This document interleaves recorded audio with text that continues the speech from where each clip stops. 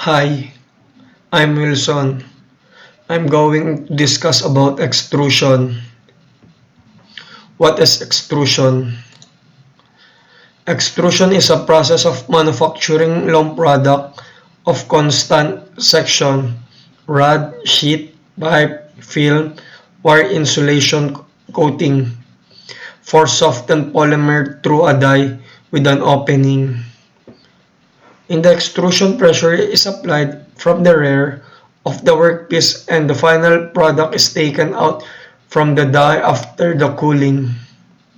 With the help of the extrusion, we can obtain very complex shapes which are usually hard to achieve by handcrafting. This is the figure of extrusion process. I'll discuss step-by-step process. First, the plastic material should feed into the hopper. Then those plastic go through the barrier, then pushed by a rotating screw. The screw have three major parts: feed zone, melting pumping zone. Heat element placed over the barrier soften and melt the polymer. Temperature of the material controlled by thermocouple. The screw supply plastic continues to the die. Then the melt plastic go through the die and take intended shape. After that, the product is cooled down and drawn out. What happened to an extruder? The screw in the extruder rotate and develop sufficient pressure to force material to go through the die and produce product with the desired geometry. Section of the screw rotator. Feed section conveys the material from the hopper into the center region of the barrier. Melt section, where is generated by the various shear of plastic pellet and by the external heat caused by melting to begin.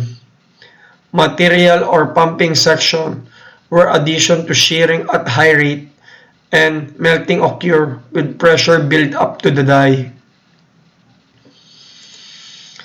Extrusion line. In addition to extruder, an extrusion process requires upstream and downstream equipment. Rising handling, drying system, extruder, post-shaping or calibrating device, cooling device, take-up device, cutter and saw. Polymer extrusion on what material? Extrusion is used mainly for thermoplastic, but elastomer and thermoset also may be extruded. In the case of cross-linking formed during heating and melting of material in the extruder. The thermoplastic extrude product may be further formed by thermoforming method. Plastic that can be used in extrusion process: high impact styrene, rigid vinyl, flexible vinyl, polyethylene, polypropylene, polyethylene terephthalate or PET. Shrinking and swelling after extrusion. As a result of go through a small die, the outcome produces a thin swell due to residual stress. To face this effect, we can make it large tube to convey the product out.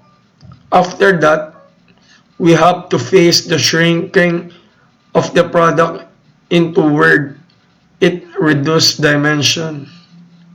Avoiding this is a very hard thing, so it is try to get the product as good as possible.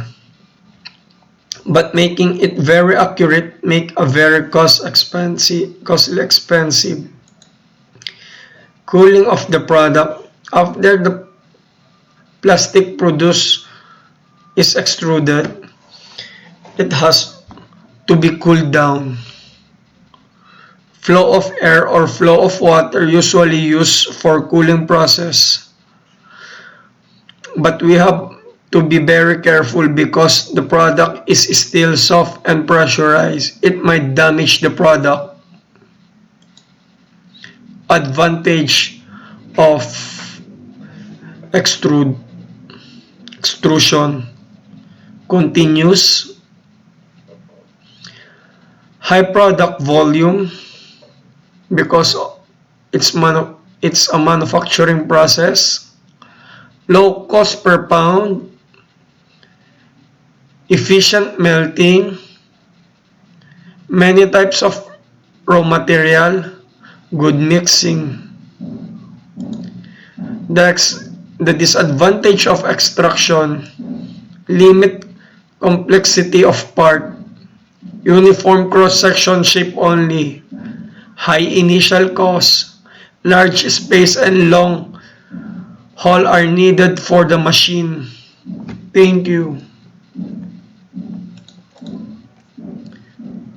Application of extruded plastic: compounded plastic, pipes and tubing, fence, deck railing, window frame, adhesive tape, wall insulation. That ends my report. Thank you.